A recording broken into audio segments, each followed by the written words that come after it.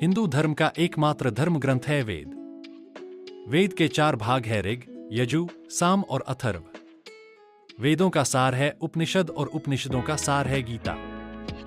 महाभारत, रामायण, पुराण, स्मृति ग्रंथ और सूत्र ग्रंथ को धर्म ग्रंथ नहीं माना जाता है।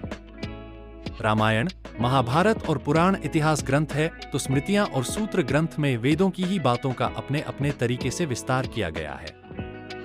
आओ जानते हैं कि वेदों की वे 10 बातें जो हमारे जीवन में काम आएगी। संगच्छध्वम संवदध्वम। ऋग्वेद 10.181.2 अर्थात 7 चले मिलकर बोले। उसी सनातन मार्ग का अनुसरण करो जिस पर पूर्वज चले हैं। 1 श्लोक। उत्तिष्ठत् जाग्रत् प्राप्य वरा निबोधत्। क्षुरस्य धारा निशिता दुरतया दुर्गण पथस्तत्कवयो वदन्ति। 14 कठोपनिषद, कृष्ण यजुर्वेद। अर्थ, हे मनुष्यों, उठो, जागो, सचेत हो जाओ।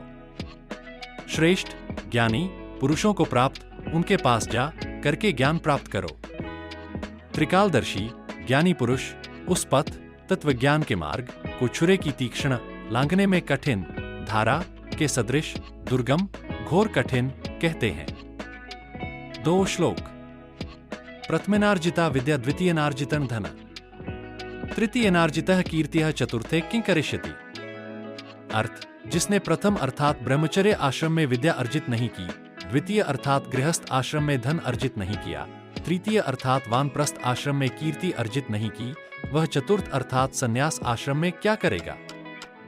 3 श्लोक। विद्या मित्रं प्रवासेषु भार्या मित्रं गृहेषु च। रुग्णस्य चौषधं मित्रं धर्मो मित्रं मृतस्य च।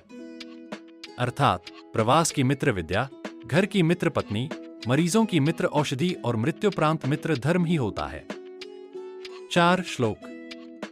मां भ्राता भ्रातरम द्विक्षन, मां स्वसारमुत स्वसा। समेंच सव्रता भूत्वा वाचम वदत भद्रया।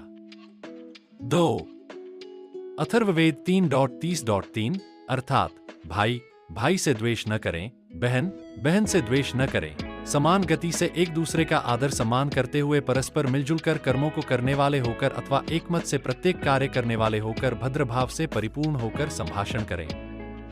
उक्त तरह की भावना रखने से कभी गृहकलह नहीं होता और संयुक्त परिवार में रहकर व्यक्ति शांतिमय जीवन जीकर सर्वांगीण उन्नति करता रहता।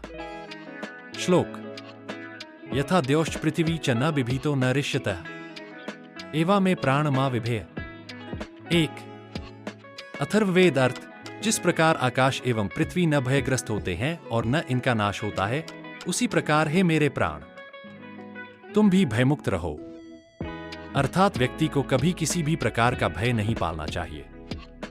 भय से जहां शारीरिक रोग उत्पन्न होते हैं, वहीं मानसिक रोग भी जन्मते हैं। डरे हुए व्यक्ति का कभी किसी भी प्रकार का विकास नहीं होता। संयम के साथ निर्भीकता होना जरूरी है। डर सिर्फ ईश्वर का रखें। 5 श्लोक। अलस्य कुतः विद्या अविद्यस्य कुतः धनम। अधनस्य कुतः मित्रम अमित्रस्य कुतः सुखम। अर्थ, आलसी को विद्या कहां, अनपढ़ या मूर्ख को धन कहां, निर्धन को मित्र कहां और अमित्र को सुख कहां। 6 श्लोक। आलस्यन ही मनुष्याणा शरीरस्थो महान रिपु, नास्त्युद्यम समो बंधुः कृत्वा यन्नावसीति। अर्थात मनुष्यों के शरीर में रहने वाला आलस्य ही उनका सबसे बड़ा शत्रु होता है।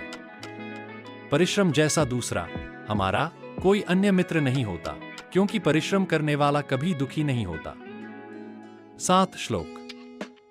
सहसा विद्धीत न क्रियां विवेकः परमाप्दा पदम, वृन्ते ही विमृश्यकारिणं गुणुब्धाः स्वयमेव संपदा।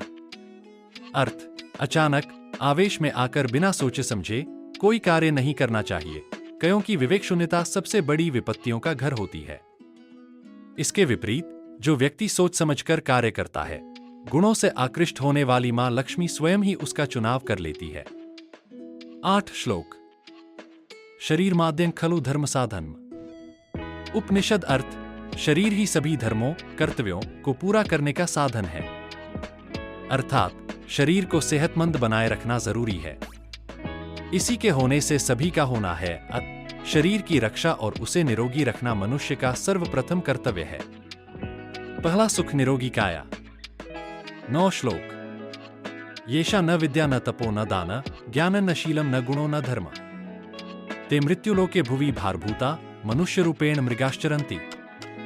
अर्थ, जिसके पास विद्या, तप, ज्ञान, शील, गुण और धर्म में से कुछ नहीं, वह मनुष्य ऐसा जीवन व्यतीत करते हैं जैसे एक मृग। अर्थात जिस मनुष्य ने किसी भी प्रकार से विद्या अध्ययन नहीं किया, न ही उसने व्रत और तप किया, थोड़ा बहुत अन्न वस्त्र धन या विद्या दान नहीं दिया, न उसमें किसी भी प्रकार का ज्ञान है, न शील है, न गुण है और न धर्म है, ऐसे मनुष्य इस धरती पर भार होते हैं। मनुष्य रूप में होते हुए भी पशु के समान जीवन व्यतीत करते हैं। 10 बुद्धिः कर्मानुसारिणी बुद्धिर्यस्य बलं तस्य। अर्थात बुद्धि कर्म का अनुसरण करती है। बुद्धि तलवार से अधिक शक्तिशाली है। यदि जानकारी अच्छी लगी तो सब्सक्राइब करके लाइक करें। Thank you.